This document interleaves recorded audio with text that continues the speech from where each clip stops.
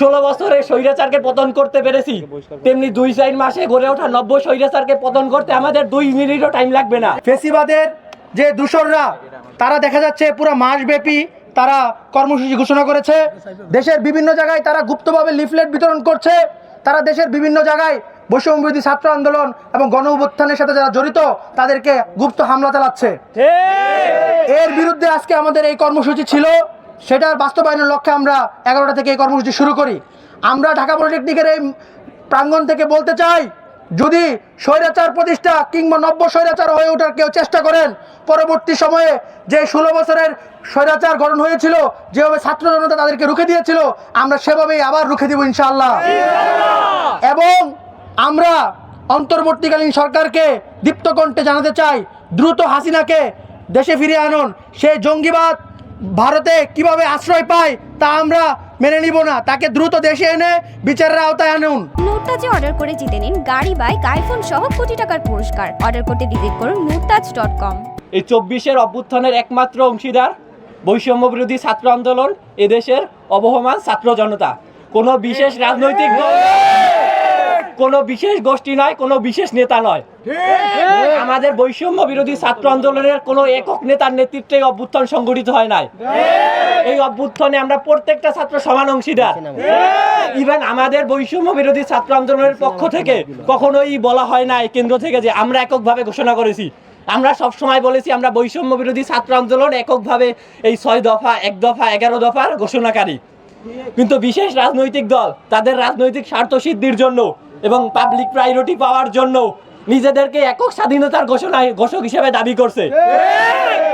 এর পরিপ্রেক্ষিতে তাদের দল ভারী করার উদ্দেশ্যে ফ্যাসিবাদ খুনি হাসিনার অপকর্ম ভুলে তাদেরকে আশ্রয় দেওয়ার চেষ্টা করতেছে।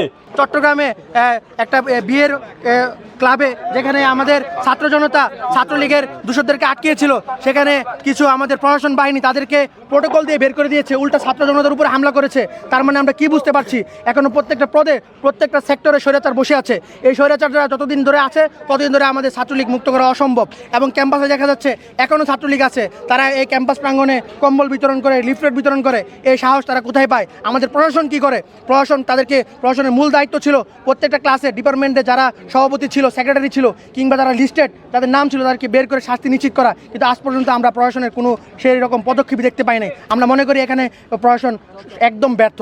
আমরা সকল ক্যাম্পাস থেকে যদি নাও থাকে তাও আমরা আহ্বান করে জানাচ্ছি যে সবাই আমরা একত্রিত হয়ে, আমরা যেমন জুলাই গণ অভ্যুত্থানে ছাত্র জনতা মিলে একসাথে স্বৈরাচার ফ্যাসিস্টকে আমরা দমন করেছি, এবং বর্তমানে যে স্বৈরাচার নতুন স্বৈরাচার রূপ নিয়ে ধারণ করে আসছে তাদেরকে দমন করার জন্য আমরা আবার আকাঙ্ক্ষা এবং সাধুবাদ জানাচ্ছি যে তারা যাতে আমরা আমাদের সাথে আবার জড়ো হয়ে সেই ফ্যাসিস্টের যদি আবার উৎপত্তি না হয় তার জন্য আমরা আবার যে আমাদের যত ধরনের কর্মসূচি আছে আমরা তা পালন করে যাবো ইনশাআল্লাহ। আমাদের চট্টগ্রামে হল বাণিজ্য নিয়ে আমাদের চট্টগ্রামে বাইদের উপর হামলা হয়েছিল।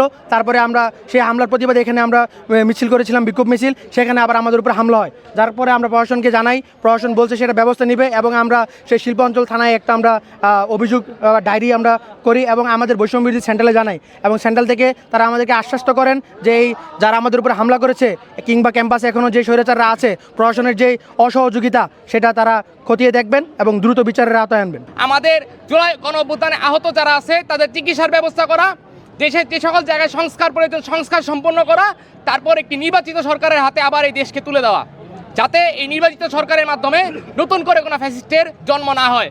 আর ছাত্র জনতার এই গণ অভ্যুত্থানে আহত যে সকল শহীদ ভাইরা আছে তাদেরকে শহীদি মর্যাদায় দাফন কাফন সহ তাদেরকে শহীদি যে মর্যাদা, যে সম্মান, সেটা রাষ্ট্রীয় পর্যায় থেকে প্রদান করতে হবে।